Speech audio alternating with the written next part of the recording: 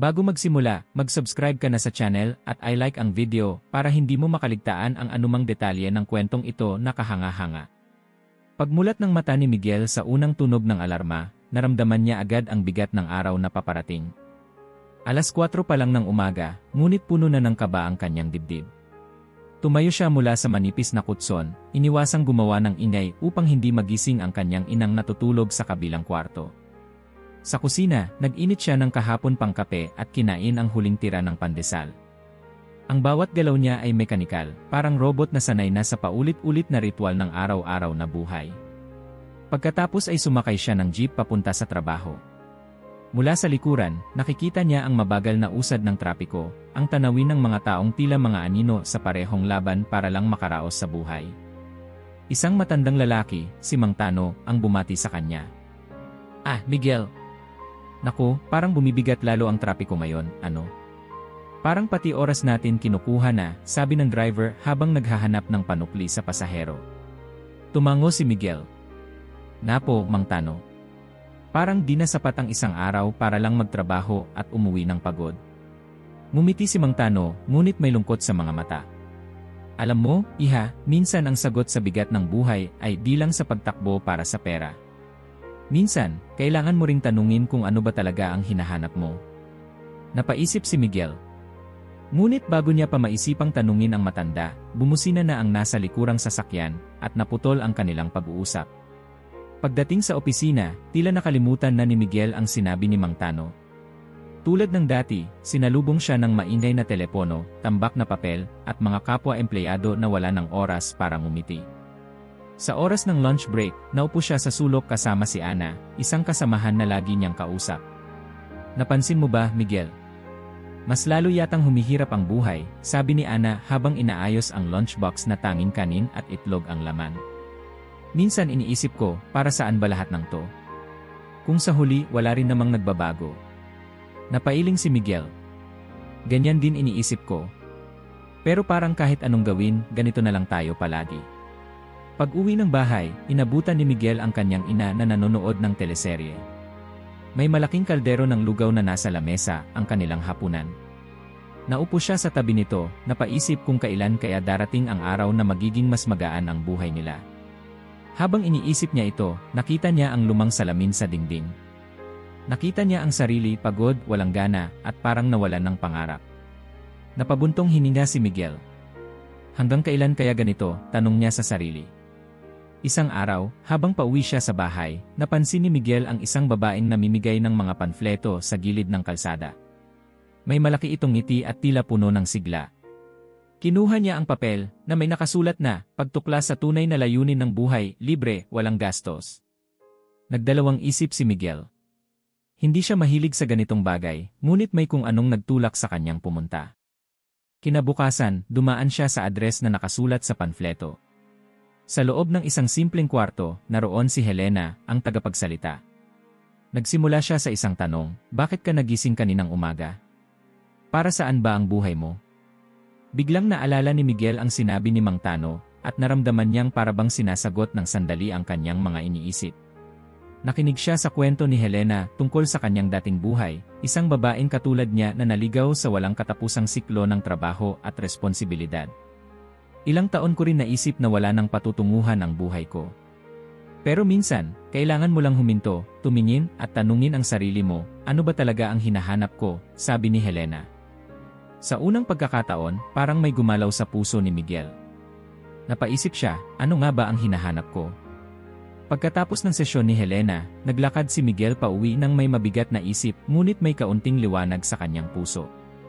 Ang tanong ni Helena ay paulit-ulit na tumutunog sa kanyang isipan, ano ba talaga ang hinahanap ko? Ngunit bago pa man niya matukoy ang sagot, bumalik siya sa kanyang karaniwang gawain kinabukasan. Sa tanghalian, muli niyang nakita si Ana na tila abala sa pag-scroll sa kanyang telepono. Napansin nito ang pananahimik ni Miguel. "Bakit parang tahimik ka ngayon?" tanong ni Ana habang tumatayo upang magtimpla ng kape. "Parang may iniisip kang malalim." Napangiti si Miguel ng bahagya. "Kahapon kasi napunta ako sa isang seminar. Hindi ko alam kung bakit, pero parang naiba ang pananaw ko sa ilang bagay." Nagtaas ng kilay si Ana. "Seminar? Tungkol saan?" Parang tungkol sa buhay. Tinatanong nila kung bakit natin ginagawa ang mga ginagawa natin. Sa totoo lang, hindi ko rin masagot, ani Miguel habang tumingin sa kawalan. Ikaw, Ana, para saan ka gumigising araw-araw? Natigilan si Ana, tila tinamaan sa tanong. Hindi ko rin alam. Siguro para sa mga anak ko, pero minsan pakiramdam ko, kulang pa rin. Lalo na sa Pasko. Para bang puro gastos at utang na lang. Nang sumapit ang Sabado, napagdesisyonan ni Miguel na muling bumalik sa susunod na sesyon ng seminar ni Helena. Sa pagkakataong ito, mas bukas na ang kanyang isipan. Nagsimula ang seminar sa isang simpleng tanong, ano ang Pasko para sa iyo? Isa-isa ang mga kalahok na nagbigay ng kanilang sagot. Isang babae ang nagsabi, Pasko. Para sa akin, ito ang panahon ng pagbibigayan. Sinundan naman ng isang lalaki, ito ang oras na makapagbakasyon mula sa trabaho. Napaisip si Miguel. Ano nga ba ang Pasko para sa kanya? Nang dumating ang kanyang oras na sumagot, tila hindi niya kayang magsalita. Sa halip, tumango lamang siya at tumahimik. Napansin iyon ni Helena. Minsan, kapag hindi natin masagot ang tanong, iyon na ang sagot. Madalas, hindi natin alam ang tunay na kahulugan ng mga bagay dahil hindi natin ito napag-iisipan ng malalim. Nagpatuloy si Helena sa kanyang kwento. Noong bata pa ako, inakala kong ang Pasko ay tungkol sa regalo, mga ilaw, at masasarap na pagkain. Pero habang tumatanda ako, naramdaman kong parang nawawala ang saya ng Pasko. Bakit kaya? Dahil pala, nalilimutan natin kung ano ang tunay na diwa nito. Pagkatapos ng seminar, nanatili si Miguel upang makausap si Helena. Paano mo nalaman kung ano ang tunay na diwa ng Pasko? Paano mo nasimulan ang pagbabagong ito? Ngumiti si Helena. Hindi madali. Pero nagsimula ito sa isang simpleng hakbang, ang tanungin ang sarili ko kung ano ang mahalaga. Kung ano ang hindi ko kayang mawala. At doon ko napagtanto, ang Pasko ay hindi tungkol sa mga material na bagay. Ito ay tungkol sa isang mas malalim na kwento. Kinabukasan, habang nag-aalmusal, naalala ni Miguel ang sinabi ni Helena. Sa halip na dumiretso sa trabaho, napagdesisyonan niyang maglakad-lakad sa simbahan sa kanilang lugar. Doon, nakita niya ang isang grupo ng mga bata na masayang nag-aawitan. Ang kanilang mga kanta ay tungkol sa Bethlehem, sa pagsilang ni Jesus, at sa isang liwanag na nagdala ng pag-asa sa mundo. Habang pinapanood sila, isang matandang lalaki ang umupo sa tabi niya. Nakikita mo ba ang mga batang iyon? Tanong ng matanda. Opo, parang ang saya nila, sagot ni Miguel. Ngumiti ang lalaki. Ganyan din ako dati. Pero habang tumatanda, nalilimutan na natin ang mga simpleng bagay na mahalaga. Alam mo kung ano ang pinakaimportanteng aral ng Pasko? Ang pagbibigayan, sagot ni Miguel, tila nahulaan ang sagot. Umiling ang matanda. Hindi lang iyon. Ang Pasko ay tungkol sa pagtanggap. Ang pagtanggap sa isang regalo na hindi natin kayang bilhin, hindi natin kayang paghirapan, isang regalo ng pag-asa. Sa gabing iyon, habang nakahiga si Miguel, muling bumalik sa kanya ang mga sinabi ng matanda at ni Helena. Parang may bagong tanong na umusbong sa kanyang isipan, paano ko maisasabuhay ang diwang ito? Naramdaman niya na ang susunod na hakbang ay nasa kanya. Ngunit hindi pa niya alam kung paano magsisimula. Nagpatuloy si Miguel sa pagdalo sa mga seminar ni Helena. Sa ikatlong pagkakataon, dumaan siya ng maaga para makaupo malapit sa harapan. Sa araw na yon, may kakaibang tema ang usapan, hindi tungkol sa materialismo o sa bigat ng modernong Pasko, kundi sa kasaysayan mismo ng okasyon. Alam niyo ba, panimula ni Helena habang tumingin sa mga nakikinig, ang petsa ng Pasko na ating ipinagdiriwang, ang ika-25 ng Disyembre, ay hindi nabanggit sa Biblia. Nagtaas ng kamay ang isang lalaki sa likuran, si Tomas, na tila naguguluhan. Kung ganoon, bakit ito ang araw na napili? Ngumiti si Helena, parang naghahandang maglahad ng lihim. Magsimula tayo sa isang panahon bago pa dumating ang Kristyanismo. Noong mga sinaunang panahon, ipinagdiriwang ng mga Romano ang isang festival na tinatawag na Saturnalia, isang selebrasyon para kay Saturn, ang Diyos ng agrikultura. Nagbigay siya ng detalyadong kwento tungkol sa Saturnalia, ang pagdiriwang ng kainan, pagbibigayan, at pagpapalitan ng mga regalo. Pero hindi lang iyon, dagdag niya. Sa parehong panahon, may pagdiriwang din para sa Sol Invictus, o ang hindi natatalong araw, na ginaganap tuwing winter solstice. Napatingin si Miguel kay Ana, na ngayon ay nakaupo rin malapit sa kanya. Parang malayo yan sa alam natin tungkol sa Pasko, bulong ni Miguel. Sagot ni Ana, pero parang may koneksyon. Ang liwanag, ang pag-asa. Habang nagpatuloy si Helena, inilatag niya ang bahagi kung saan ang unang mga Kristiyano ay naharap sa isang desisyon. Ang mga Kristiyano noon ay napalilibutan ng mga tradisyong pagano.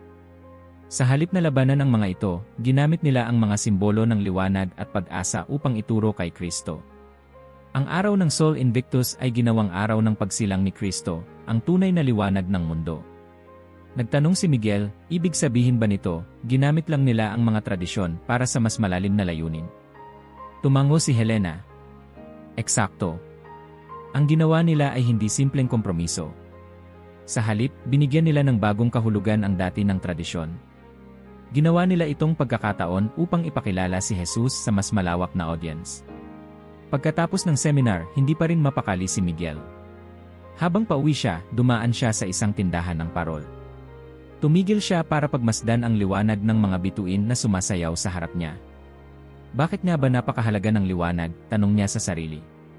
Muli, tila may sagot ang isang estranghero. Isang matandang babae ang lumapit, may dalang maliit na parol. Alam mo ba, Hijo, sabi nito, ang parol ay simbolo ng bituin na gumabay sa mga mago patungo kay Jesus. Pero higit pa roon, ito rin ay paalala na sa gitna ng kadiliman, laging may liwanag. Kinabukasan, sa trabaho, muling kinausap ni Miguel si Ana tungkol sa seminar. Alam mo ba, sabi ni Miguel habang nagtitiklop ng mga papeles, hindi lang pala simpleng petsa ang Disyembre 25. Isa itong simbolo ng pagbibigay kahulugan sa liwanag. Sa gitna ng kadiliman, may pag-asa. Ngumiti si Ana, ngunit may bahagyang lungkot sa kanyang mukha. Miguel, gusto kong maniwala roon, pero minsan parang napakadilim ng mundo. Ang gastos, ang problema, ang trabaho, paano mo makikita ang liwanag sa lahat ng iyon? Napaisip si Miguel. Siguro, hindi natin hinahanap ng maayos. O baka kailangan nating gumawa ng paraan para makita ito. Bumalik siya kay Helena sa susunod na sesyon at ibinahagi ang tanong ni Ana. Tumango si Helena at sumagot, ang liwanag ay hindi laging natural na nakikita. Minsan, kailangang alalahanin natin ang kwento ng mga pastol sa gabi ng pagsilang ni Jesus.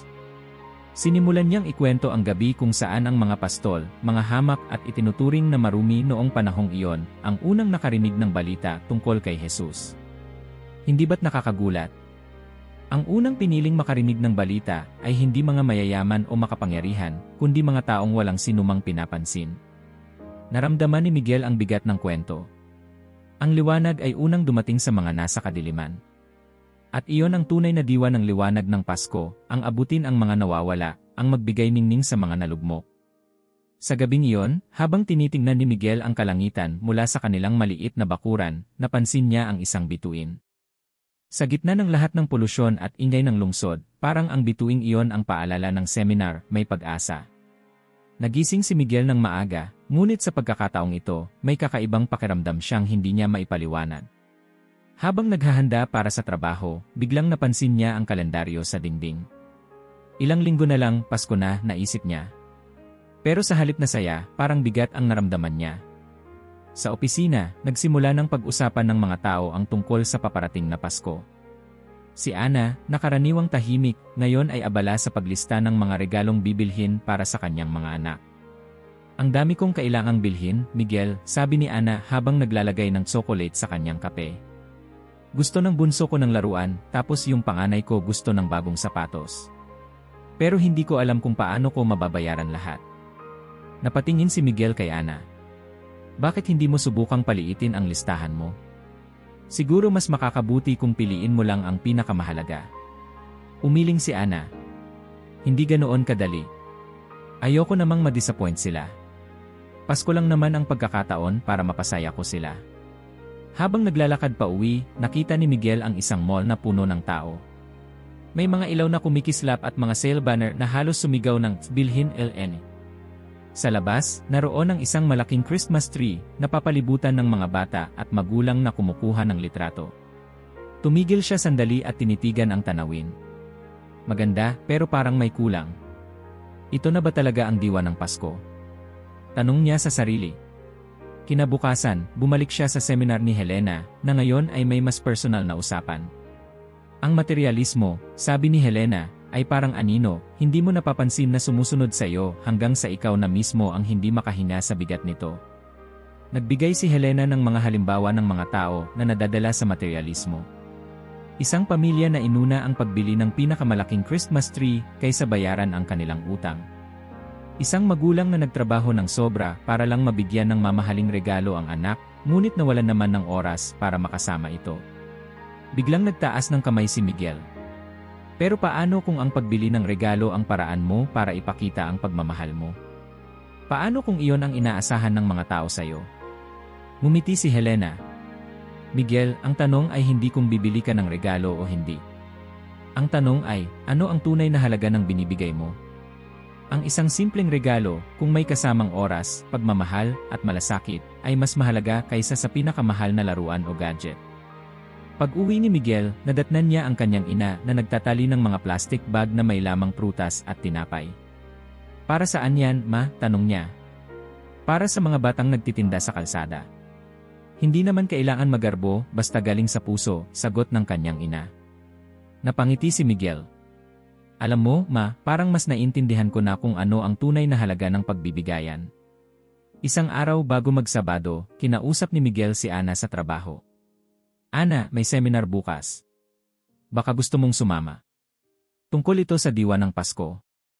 Nagdadalawang isip si Ana, pero sa huli, sumama siya.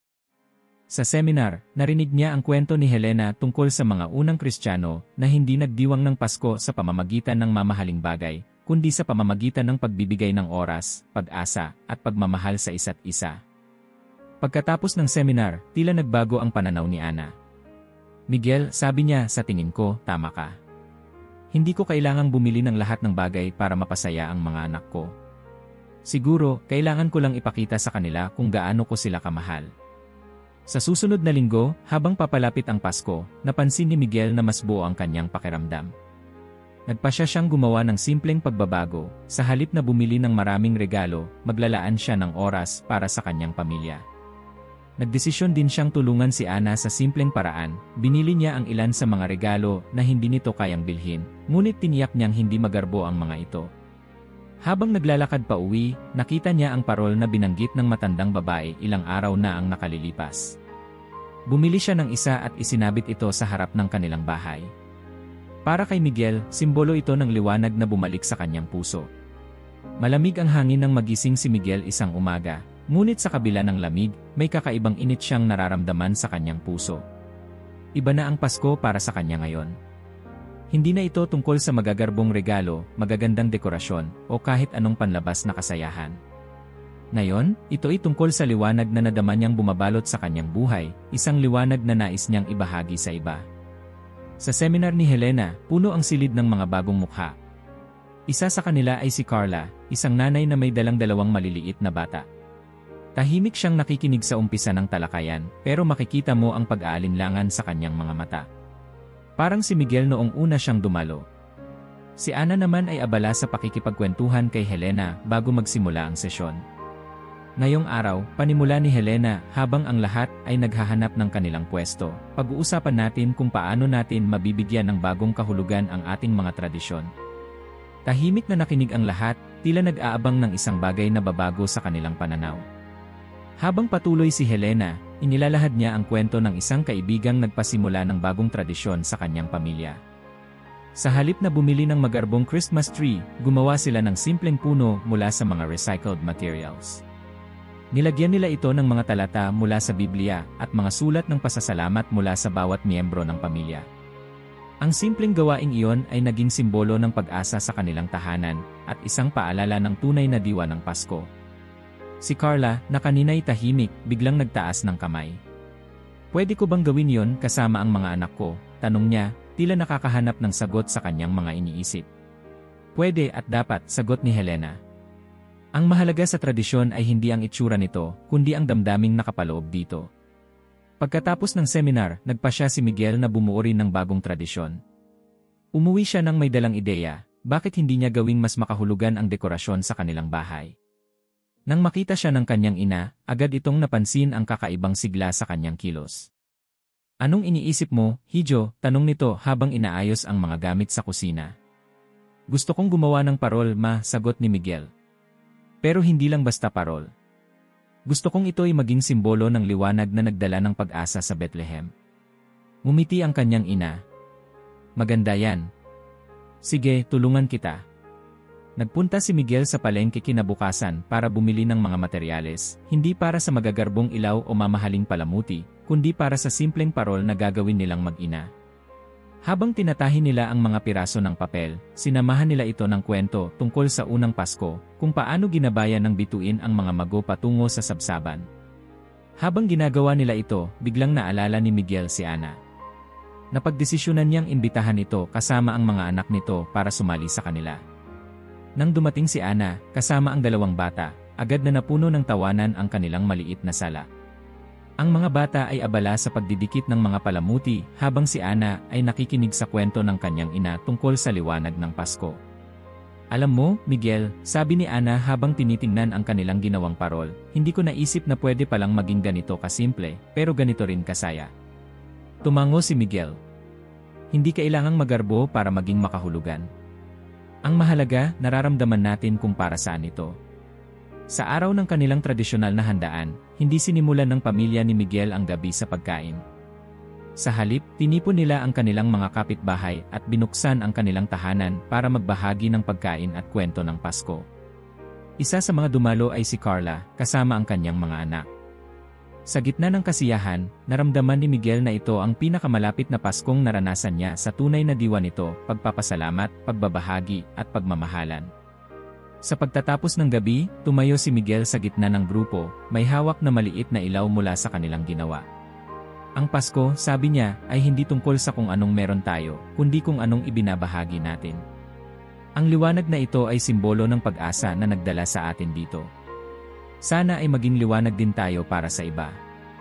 Nagpalakpakan ng lahat, at sa sandaling iyon, naramdaman ni Miguel na nagawa niya ang isang bagay na magtatagal sa kanilang alaala. Hindi lang para sa kanya, kundi para sa lahat ng naroroon. Tahimik ang umaga nang magising si Miguel. Ang parol na kanilang ginawa ng kanyang ina at ng pamilya ni Ana ay nakasabit pa rin sa kanilang bintana. Ang simpleng liwanag nito ay parang paalala ng lahat ng pagbabagong nangyayari sa kanyang buhay. Napangiti siya habang naisip ang mga plano niya para sa araw na yon. May isang bagay na kumukurot sa kanyang damdamin, ang ideya na hindi sapat ang simpleng pagbabago sa sarili. Kailangan niyang magbahagi ng liwanag sa iba. Naisip niya ang mga kapwa niya sa opisina, ang mga batang naglalaro sa kalye, at ang mga taong palaging nagmamadali ngunit tila hindi alam kung saan patungo. Habang kumakain ng almusal, kinausap niya ang kanyang ina. Ma, naisip ko po. Gusto kong gumawa ng proyekto ngayong Pasko. Hindi ko pa alam ang lahat ng detalye, pero gusto ko pong makatulong sa mga tao. Magandang ideya yan, Hijo, sagot ng kanyang ina habang nilalagyan ng kape ang kanyang tasa. Pero simulan mo sa maliit. Minsan, ang maliliit na hakbang ang pinakamalaking pagbabago. Sa trabaho, napansin ni Miguel na may kakaibang tensyon sa kanilang opisina. Si Ana ay tahimik, abala sa pagtipa sa kanyang computer, habang ang iba niyang mga kasamahan ay nag-uusap ng pabulong. Lumapit siya kay Ana. Anong meron? Parang ang bigat ng hangin ngayon, tanong ni Miguel. Umiling si Ana. May narinig akong balita na baka hindi ibigay ang Christmas bonus natin. Kung totoo iyon, maraming maapektuhan. Napatigil si Miguel. Alam niya kung gaano kahalaga ang bonus na iyon, lalo na para kay Ana na mag-isang bumubuhay sa kanyang dalawang anak. Ramdam niya ang bigat ng sitwasyon, ngunit naisip niya ang mga natutunan niya sa mga seminar ni Helena. Ang tunay na diwa ng Pasko ay hindi nakabatay sa pera o material na bagay. Hindi pa naman sigurado, di ba? Pero kung totoo man, baka may magagawa tayo, sabi ni Miguel. Tumingin si Ana sa kanya, halatang hindi kumbinsido. Ano bang magagawa natin, Miguel? Wala tayong kontrol sa desisyon ng kumpanya. Kinabukasan, bumalik si Miguel sa seminar ni Helena. Hindi siya sigurado kung paano niya matutugunan ang sitwasyon sa opisina, kaya naisip niyang humingi ng payo. Helena, paano kung nasa sitwasyon ka na parang wala kang magagawa? Paano kung kahit anong gawin mo, parang walang solusyon? Tanong niya matapos ang sesyon. Tumitig si Helena sa kanya. Miguel, minsan, hindi natin kailangang lutasin ang lahat ng problema. Ang kailangan natin ay magsimula ng isang maliit na bagay, isang hakbang sa tamang direksyon. Ang mga malalaking pagbabago ay nagsisimula sa mga simpleng kilos. Nang bumalik si Miguel sa opisina, naisip niya ang sinabi ni Helena. Hindi niya kayang baguhin ang desisyon ng kumpanya, pero maaari niyang baguhin ang takbo ng kanilang Pasko. Lumapit siya kay Ana at ibinahagi ang kanyang ideya. Ana, bakit hindi tayo mag-organisa ng isang simpleng handaan para sa opisina? Kahit walang bonus, pwede tayong mag-ambagan para makapagdiwang. Nag-isip si Ana. Hindi ko alam kung papayag ang iba. Lahat tayo stressed sa ngayon. Mas lalo nating kailangan ng ganito, sagot ni Miguel. Hindi ito tungkol sa gastos, Ana. Ito'y tungkol sa pagsasama-sama. Sa loob ng ilang araw, unti-unting nabuo ang plano ni Miguel at Ana. Nagsimula sila sa paglapit sa kanilang mga kasamahan. Sa una, marami ang nag-alinlangan, ngunit kalaunan, nagkaroon ng interes ang lahat. Isang umaga, nilapitan si Miguel ng kanilang manager, si Emer Santos. Narinig ko ang plano nyo, Miguel. Magandang ideya yan. Pero sigurado ka bang kaya nyo to kahit walang suporta ng kumpanya? Opo, sir. Hindi naman po kailangang magarbo. Ang mahalaga, sama-sama kami. Ngumiti si Emer Santos. Sige, susuportahan ko kayo. Kung kailangan nyo ng lugar, gamitin nyo ang conference room. Dumating ang araw ng kanilang handaan. Ang bawat isa ay nagdala ng kanilang mayaambag, mga pagkain, inumin, at kahit simpleng palamuti. Ang conference room ay napuno ng tawanan at masayang usapan. Para bang sandaling nakalimutan ng lahat ang kanilang mga problema. Habang kumakain, tumayo si Ana at nagsalita. Gusto ko lang magpasalamat kay Miguel. Kung hindi dahil sa kanya, baka lahat tayo'y abala pa rin sa pag-aalala. Salamat, Miguel, sa paalala na hindi kailangan ng bonus para magdiwang. Nagpalakpakan ang lahat. Tumayo si Miguel, bahagyang namumula sa hiya. Hindi ko naman magagawa ito mag-isa. Lahat tayo ang dahilan kung bakit naging posible ito. Sana ay maalala natin na ang Pasko ay hindi tungkol sa kung anong wala tayo, kundi tungkol sa kung anong meron tayo. Pag-uwi ni Miguel, napatingin siya muli sa parol na nakasabit sa kanilang bintana. Ngayon, mas maliwanag ito sa kanyang paningin. Ang liwanag nito ay parang simbolo ng maliit na hakbang na ginawa niya, isang hakbang na naging daan para mapalapit ang mga tao sa isa't isa. Habang nakahiga, napaisip siya sa mga susunod na hakbang. Hindi pa rito natatapos ang lahat. Alam niyang may mas malaking pagbabago na naghihintay. Lumipas ang mga araw matapos ang matagumpay na handaan sa opisina. Sa kabila ng saya ng kanilang simpleng selebrasyon, may pakiramdam si Miguel na parang may mas malalim pa siyang kailangang maunawaan tungkol sa Pasko. Habang naglalakad pa uwi isang gabi, napansin niya ang tahimik na simbahan sa dulo ng kalsada. Tinawag siya ng liwanag ng kandilang nakasindi sa altar nito. Napagdesisyonan niyang pumasok. Sa loob, halos walang tao. Ang tahimik na kapaligiran ay tila nagsasabing ito ang tamang oras at lugar para magmuni-muni. Umupo siya sa isang bangko at tumingin sa krus na nasa harap. Sa gitna ng kanyang iniisip, isang lalaking may edad ang lumapit at umupo sa tabi niya. Mukha itong isang tagapag-alaga ng simbahan, bitbit ang isang maliit na walis. Malalim ang iniisip mo, Hijo, sabi ng lalaki. Nagulat si Miguel ngunit ngumiti. Napo. Pakiramdam ko po kasi parang may nawawala pa sa Pasko ko. Parang may mensahe akong hindi nauunawaan. Tumango ang lalaki. Bata pa lang ako, natutunan ko na ang Pasko ay hindi lang tungkol sa sabsaban, sa mga pastol o sa bituin. Ang totoong mensahe ay nagsisimula sa tanong na bakit. Bakit siya ipinanganak? Napaisip si Miguel. Bakit nga ba? Lagi niyang naririnig ang kwento ng pagsilang ni Jesus, ngunit hindi niya kailanman lubos na naunawaan ang mas malalim nitong kahulugan. Nagpasalamat siya sa lalaki at umuwi na may mabigat na tanong sa isip. Kinabukasan, hindi niya mapigilan ang sarili na tanungin si Helena sa seminar. Helena, bakit po ipinanganak si Jesus? Alam ko po ang kwento ng Bethlehem, pero bakit ganoon kahalaga ang kanyang pagsilang? Ngumiti si Helena, tila natutuwa sa tanong ni Miguel. Miguel, ang sagot sa tanong mo ay makikita sa pinakapuso ng Pasko. Si Jesus ay ipinanganak hindi para maging hari sa trono, kundi para maging hari ng mga puso natin. Ang kanyang pagsilang ay paalala na ang Diyos ay kasama natin sa hirap, sa saya, at sa lahat ng aspeto ng ating buhay. Nagpatuloy si Helena sa kanyang kwento, naglalagay ng mas malinaw na larawan sa isipan ni Miguel. Ipinaliwanag niya ang kahulugan ng pangalang Emmanuel na nangangahulugang kasama natin ang Diyos. Si Jesus, sa kanyang kababaan, ay ipinanganak sa isang kwadra, isang simpleng lugar na naging simbolo ng pag-asa para sa sangkatauhan. Sa opisina, patuloy na iniisip ni Miguel ang narinig niya. Habang nag-aayos ng mga papeles, tinanong niya si Ana. Ana, naisip mo na ba kung bakit ipinanganak si Jesus? Natawa si Ana. Miguel, ang lalim ng tanong mo ah. Pero kung isipin, siguro para iligtas tayo. Tumango si Miguel. Tama ka. Pero hindi ba't nakakatuwang isipin na ang isang sanggol na ipinanganak sa sabsaban ay ang magdadala ng kaligtasan sa mundo? Napansin ni Ana ang lalim ng iniisip ni Miguel. Mukhang malaki ang epekto ng mga seminar sa'yo, ah. Hindi lang seminar, Ana. Parang unti-unti ko nang nauunawaan ang totoong diwa ng Pasko. Habang papalapit ang Pasko, nagpasya si Miguel na magsagawa ng simpleng aktibidad kasama ang mga bata sa kanilang barangay. Sa tulong ni Ana, inimbitahan nila ang mga magulang at anak na magtipon sa isang maliit na palaruan upang magbasa ng kwento tungkol sa Pasko mula sa Biblia. Nang magsimula si Miguel na basahin ang kwento mula sa Lucas, tahimik na nakinig ang mga bata.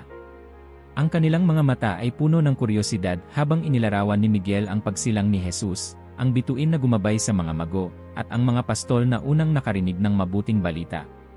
Pagkatapos ng kwento, tinanong ni Miguel ang mga bata, ano sa tingin niyo ang ibig sabihin ng kwento ng Pasko? Isang batang lalaki ang nagtaas ng kamay.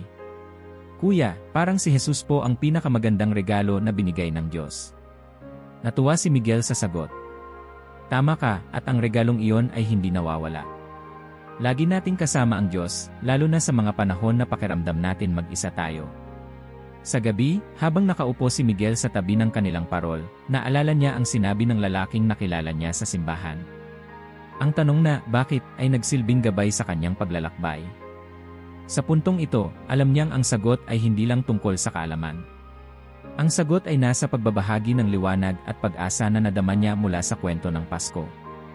Sa huli, naisip niya na ang tunay na diwa ng Pasko ay hindi natatapos sa sabsaban. Ito ay patuloy na kwento ng pagmamahal, sakripisyo, at kaligtasan na dapat niyang ipamuhay at ibahagi sa iba.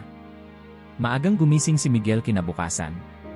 Ang liwanag ng araw ay tila mas maliwanag kaysa dati, at ang hangin ay puno ng kakaibang sigla.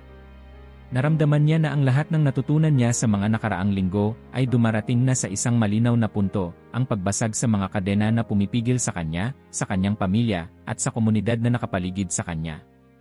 Habang nagkakape, sinimulan niyang balangkasin ang isang plano. Gusto niyang magbahagi ng diwa ng Pasko sa mas maraming tao. Sa kanyang isipan, naglalaro ang imahe ng kanyang mga kapitbahay, mga kasamahan sa trabaho, at mga batang naglalaro sa kanilang kalye. Paano ko sila maaabot? Tanong niya sa sarili. Sa opisina, lumapit siya kay Ana, na abala sa pag-aayos ng papeles. Ana, naisip ko, bakit hindi tayo mag-organisa ng isang community activity para sa Pasko? Isang simpleng pagtitipon kung saan pwede nating ibahagi ang tunay na diwa ng Pasko. Tumingin si Ana, halatang nagugulat. Miguel, parang ang laki ng iniisip mo. Paano natin magagawa yan? Ngumiti si Miguel. Hindi kailangang magarbo. Ang mahalaga, magkasama tayo, at maiparamdam natin sa mga tao na hindi lang ito tungkol sa mga regalo o handaan. Gusto kong ipakita na ang Pasko ay tungkol sa pag-asa. Nag-isip si Ana. Sige, pero kakailanganin natin ng tulong ng iba. Kung tayo lang dalawa, baka mahirapan tayo. Kinabukasan, nagsimula silang mag-ipon ng suporta mula sa mga kasamahan sa opisina. Ang iba ay nagdadalawang isip pero may ilan ding agad na sumang-ayon. Isa sa kanila ay si Carla, ang bagong empleyado na nakilala nila sa seminar ni Helena. Si Carla, na madalas tahimik, ay tila nabuhayan ng loob sa ideya ni Miguel. Gusto ko pong sumama, sabi niya habang nagtatago ng kaunting ngiti. Matagal na po akong hindi nakakadama ng tunay na Pasko. Baka ito na po ang pagkakataon. Sa loob ng isang linggo, ang maliit na plano ay unti-unting lumaki. Hindi nila inasahan na maraming tao ang gustong sumali. Ang iba ay nagbigay ng pagkain, habang ang ilan naman ay nag-alok ng kanilang oras para tumulong. Nagpatulong din sila kay Helena, na masayang nagbigay ng ideya kung paano gawing makabuluhan ang pagtitipon. Sa araw ng aktibidad, nagtipon ang lahat sa isang maliit na basketball court sa kanilang barangay. May ilang upuan, simpleng dekorasyon, at isang maliit na mesa na puno ng pagkain na pinagsama-sama ng lahat. Walang ingranding pailaw o magagarang regalo, pero naramdaman agad ang init ng pagkakaisa. Habang kumakain, tumayo si Miguel upang magsalita. Maraming salamat sa inyong lahat na sumama at nagbigay ng oras para sa araw na ito. Alam ko na ang Pasko ay madalas nating nakikita bilang panahon ng gastos at pagod, pero ngayong gabi, gusto kong alalahanin natin kung ano talaga ang diwa nito. Huminga siya ng malalim bago nagpatuloy. Ang Pasko ay tungkol sa pag-asa. Tungkol ito sa liwanag na dumating sa mundo sa pamamagitan ng isang sanggol na ipinanganak sa sabsaban. Hindi niya kailangan ng mamahaling palasyo o engrandeng selebrasyon. Ang kailangan lang niya ay mga pusong bukas sa pagmamahal at pagtanggap. Pagkatapos ng kanyang talumpati, nag-umpisa ang isang simpleng programang inihanda ni Ana at Carla. Ang mga bata ay nagbigay ng munting pagtatanghal tungkol sa kwento ng Pasko, habang ang mga matatanda naman ay nagbahagi ng kanilang mga kwento tungkol sa kahalagahan ng pamilya at pananampalataya. Isa sa mga nagbahagi ay si Aling Nita, ang matandang kapitbahay ni Miguel. Alam nyo, maraming Pasko na akong dumaan, pero ngayon ko lang naalala kung gaano kasimple pero makabuluhan ang Pasko noong bata pa ako. Walang magagarang regalo pero puno kami ng saya dahil magkakasama kami ng pamilya. Sa gitna ng kasiyahan, napansin ni Miguel si Ana na tahimik na nakaupo sa isang tabi. Lumapit siya at naupo sa tabi nito. Ana, okay ka lang? Tumango si Ana. Miguel. Naisip ko lang, parang ngayon ko lang naranasan ang ganitong klase ng Pasko. Hindi ko inakalang posible pala. Posible, Ana, sagot ni Miguel. Hindi kailangang magarbo. Ang kailangan lang natin ay pusong handang magbahagi. Habang pauwi, ramdam ni Miguel ang kasiyahan sa kanyang puso. Ang simpleng aktibidad ay nagdala ng ngiti sa maraming tao. Alam niyang hindi pa dito nagtatapos ang lahat, pero masaya siyang nagsimula na siyang magbigay ng liwanag sa ibang tao. Ang araw ng Pasko ay papalapit na. Sa kanilang barangay, ramdam na ramdam ang kasiyahan mula sa simpleng pagtitipon na inorganisa ni Miguel at Ana. Ang liwanag ng parol na isinabit sa bawat tahanan ay parang patunay ng bagong sigla at pagkakaisa sa kanilang komunidad. Ngunit para kay Miguel, ang tunay na diwa ng Pasko ay hindi lamang isang beses na selebrasyon. Nais niyang gawing bahagi ng kanilang buhay ang pagbabahagi ng pag-asa sa iba. Habang nag-aalmusal, muli niyang kinausap ang kanyang ina. Ma, naisip ko po, bakit hindi natin gawing tradisyon ang ganitong pagtitipon tuwing Pasko? Pwede tayong mag-imbita ng mas maraming tao, hindi lang sa barangay natin, kundi pati na rin sa ibang lugar. Ngumiti ang kanyang ina habang iniabot ang tasa ng kape. Napakagandang ideya, Hijo. Pero alam mong hindi madali yan, di ba? Opo, ma, pero hindi kailangang malaki agad. Magsisimula tayo sa kaya natin. Kinabukasan, bumalik si Miguel sa opisina upang kausapin sina Ana at Carla tungkol sa kanyang ideya. Bakit hindi natin gawing mas regular ang ganitong klaseng pagtitipon? Tanong niya. Pwede tayong magplano ng mga aktibidad na hindi lang tuwing Pasko, kundi kahit anong panahon ng taon. Si Ana, na ngayon ay mas bukas na sa ganitong mga ideya, ay agad na sumang-ayon. Ang dami kong natutunan sa mga nangyari nitong nakaraang linggo. Pakiramdam ko, kailangan kong ituro rin ito sa mga anak ko. Paano naman natin sisimulan? Tanong ni Carla, na tila sabik ngunit nag-aalala. Simula tayo sa maliit, sagot ni Miguel. Magplano tayo ng mga simpleng proyekto. Halimbawa, magbahagi tayo ng pagkain sa mga nangangailangan o mag-organisa ng kwentuhan para sa mga bata. Ang mahalaga, palaging nakasentro ang mga ginagawa natin sa pag-asa at pagmamahalan. Nagsimula silang magplano. Sa tulong ng ilang kasamahan sa opisina, muling nabuo ang isang maliit na grupo na naglalayong gawing mas makahulugan ang kanilang Pasko. Hindi nagtagal, nagkaroon sila ng ideya para sa isang simpleng programa, isang Paskuhan ng Liwanag, kung saan magtitipon ang mga pamilya sa kanilang komunidad para magbahagi ng kwento, pagkain, at simpleng kasiyahan. Habang papalapit ang araw ng kanilang programa, abala ang lahat sa paghahanda. Ngunit sa kabila ng pagod, ramdam ang sigla at pagkakaisa. Si Miguel, na dating puno ng pag-aalinlangan sa kanyang kakayahan, ay ngayon ay puno ng kumpiyansa. Alam niyang ang ginagawa nila ay higit pa sa simpleng selebrasyon. Isa itong paraan upang muling ipaalala sa lahat ang tunay na diwa ng Pasko. Dumating ang gabi ng programa. Ang maliit na basketball court ay napuno ng tao, mga bata, magulang, at matatanda. May mga simpleng parol na gawa ng mga bata, habang ang mesa ay puno ng pagkain na pinagsama-sama ng bawat pamilya. Walang magagarang dekorasyon, pero napuno ng liwanag at init ang buong lugar. Tumayo si Miguel sa harapan, hawak ang isang kandila. Maraming salamat sa inyong lahat na sumama sa amin ngayong gabi, panimula niya.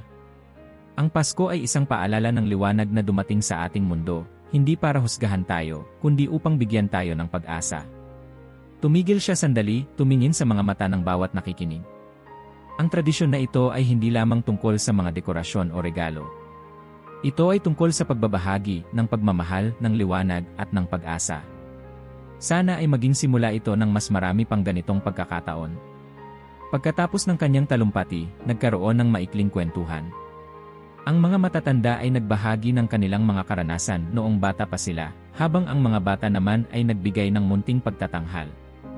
Isang grupo ng kabataan ang naghandog ng awit, at ang kanilang mga tinig ay nagbigay ng tahimik na inspirasyon sa lahat ng naroroon.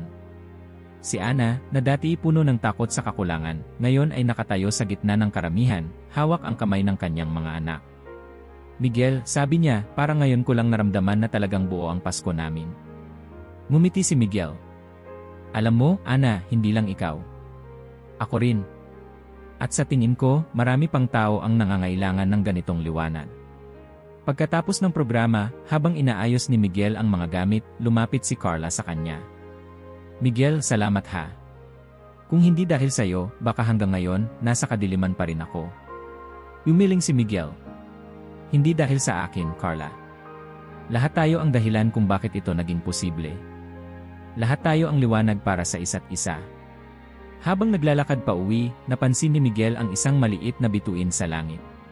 Parang sumasalamin ito sa liwanag na nadama niya sa kanyang puso. Alam niyang ang gabing iyon ay hindi lang isang selebrasyon, kundi simula ng isang bagong tradisyon na magdadala ng liwanag sa marami pang buhay. Sa araw ng Pasko, nagising si Miguel sa tunog ng tahimik na hangin. Ang lahat sa paligid ay parang nagpapahiwatig ng kapayapaan. Sa kabila ng simpleng tanawin mula sa kanilang maliit na bintana, para sa kanya, ito na ang pinakamagandang umaga ng Pasko na naranasan niya.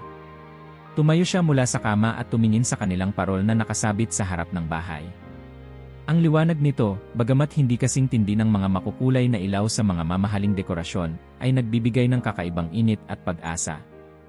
Ito ang liwanag na tumutukoy sa diwa ng Pasko na kanyang natutunan, isang liwanag na hindi lamang para sa kanya, kundi para sa lahat. Habang nag-aalmusal, kinausap niya ang kanyang ina. Miguel, ang ginawa mo nitong mga nakaraang linggo ay isang bagay na hindi mo dapat maliitin. Simula pa lang ito ng mas malalaking pagbabago. Nga po, ma, pero hindi ko ito magagawa ng mag-isa. Ang gusto ko po ay magpatuloy ang diwang ito, isang Pasko na hindi lang tungkol sa mga bagay na pansamantala, kundi sa pagmamahal, pag-asa, at pagbibigay liwanag sa iba. Nang tanghali, tumungo si Miguel sa opisina upang makipagkita kina Ana at Carla. Naging maganda ang pagtanggap ng lahat sa kanilang programa noong nakaraang gabi, at nais niyang pag-usapan kung paano nila ito maipagpapatuloy. Alam nyo, panimula ni Miguel habang naghahanda ng kape para sa lahat, ang Pasko ay taon-taon nating ipinagdiriwang, pero bakit hindi natin gawing araw-araw ang diwa nito? Bakit hindi natin gawing bahagi ng buhay natin ang pagbibigay ng pag-asa sa iba? Tumango si Ana, hawak ang tasa ng kape. Tama ka, Miguel. Kung ang ganitong klase ng pagkakaisa ay nagawa natin sa simpleng barangay, paano pa kaya kung mas maraming tao ang maabot natin? Si Carla, na nakikinig mula sa isang tabi, ay ngumiti. Pwede tayong magtayo ng isang grupo, isang samahan na may layuning magbahagi ng liwanag at pag-asa sa komunidad. Hindi kailangang magarbo basta't may puso. Nagkasundo sila. Sa simpleng umpukan ng tatlo, isinilang ang ideya ng Iliwanag sa Mundo, isang proyekto na maglalayong gawing bahagi ng kanilang komunidad ang diwa ng Pasko, hindi lamang sa Disyembre, kundi sa buong taon. Nagsimula sila sa maliit na mga hakbang. Sinimulan nilang balikan ang mga tao na dumalo sa kanilang programa, inaanyayahan ang bawat isa na maging bahagi ng kanilang munting proyekto.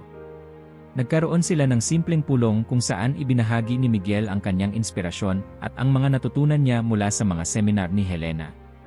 Ang bawat isa sa atin, sabi ni Miguel sa harap ng grupo, ay may kakayahang maging liwanag para sa iba. Hindi natin kailangang maghintay ng Pasko para magbigay ng pag-asa. Ang Pasko ay dapat na nasa bawat araw ng ating buhay. Habang lumalaki ang kanilang grupo, dumami rin ang kanilang mga proyekto. Mula sa simpleng pamimigay ng pagkain sa mga nangangailangan hanggang sa pagsasagawa ng mga libreng klase para sa mga bata, ang liwanag sa mundo ay unti-unting naging bahagi ng komunidad. Hindi ito palaging madali, may mga pagkakataon na kinailangan nilang magtipid, maghanap ng karagdagang suporta, o humarap sa mga taong hindi agad naniwala sa kanilang layunin. Ngunit sa bawat hamon, bumabalik si Miguel sa liwanag ng parol na nagsimula ng lahat.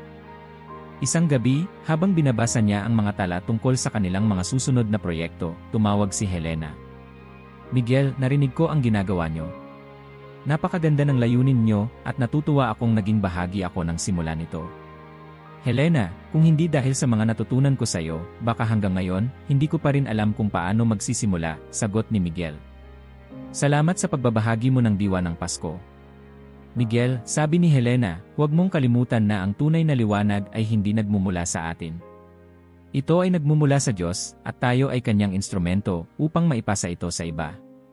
Dumating ang araw ng kanilang unang anibersaryo bilang grupo. Ang basketball court na minsan nilang ginamit ay ngayon ay puno ng mas maraming tao.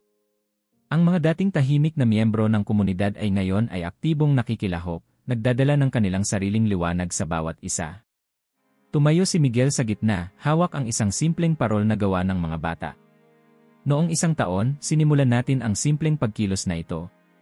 Ang layunin ay hindi lang magdiwang ng Pasko, kundi gawing bahagi ng ating buhay ang liwanag nito.